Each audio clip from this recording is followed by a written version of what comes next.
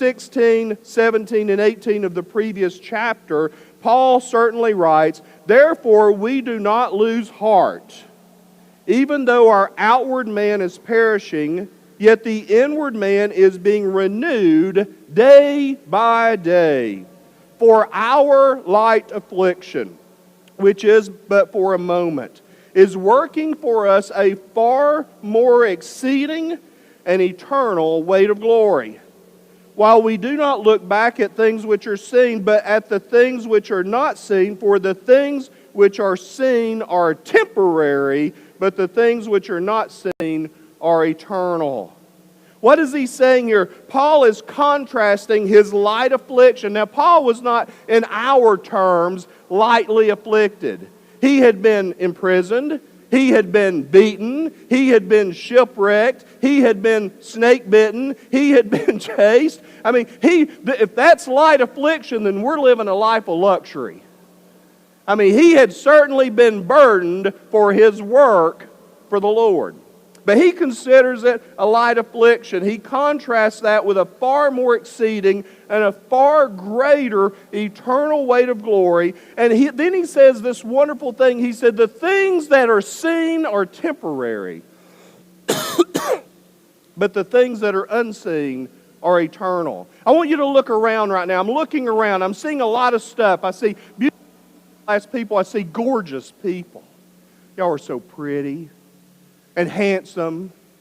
I see all these things, but all of the things that we see are temporary. Even you, I'm seeing you. The body that you're living in is not the body that you will have for eternity. This body is being consumed. It's wasting away. So the things which are seen are certainly temporary, and the things that are yet unseen, that we look forward to seeing, those things that we hope for, those things are eternal, and they await us. And it is these things that Paul is referring to that we know will be. And so the title of the message, Groaning in This Life, what does that mean? Well, let's think about, what does it mean to groan? What does it mean to groan?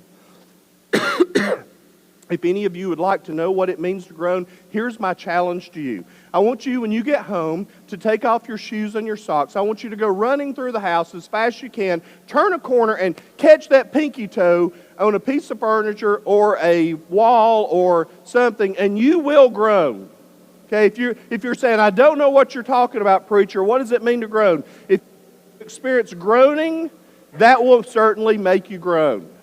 Okay, no one's going to do that. What does it mean to groan? 2 Corinthians 5:4, the verse that we just read, it talks about this. It says, "For we who are in this tent groan." What's this tent? This temporary body. This temporary body that we reside in. Now, none of us have ever lived in a tent for very long. If you've ever been camping for more than a week, the first night the tent's exciting. The second night the excitement has worn off. By the third night, home is looking all so much better. And by the fourth night, you just can't wait to get back home in your own bed. If we're living in a tent, a temporary structure, we are groaning, and we are. This body, under the weight of sin, is burdened. It says in verse 4, being burdened, not because we want to be unclothed, but further clothed, that mortality may be swallowed up by life. It may be that the burdens of this life are just too much for you right now. But I want you to think about this.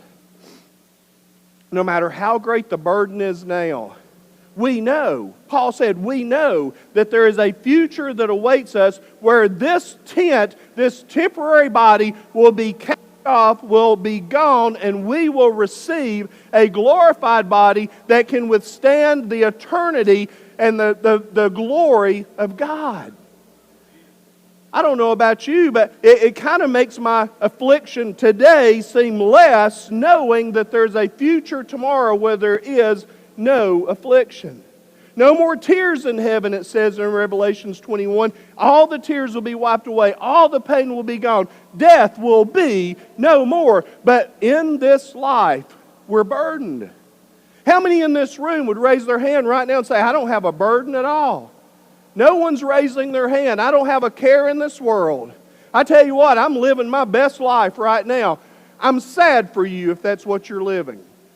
I'm sad for you because if you're living that way, then perhaps you don't realize just what it means to live under the weight of sin. Maybe that's why you're here this morning. God wants you to realize that living your best life now, living outside of Christ, will certainly lead to your destruction tomorrow. Romans 8:23 says this. It says, "Not only that, but we also who have the first fruits of the Spirit, even we ourselves groan within ourselves,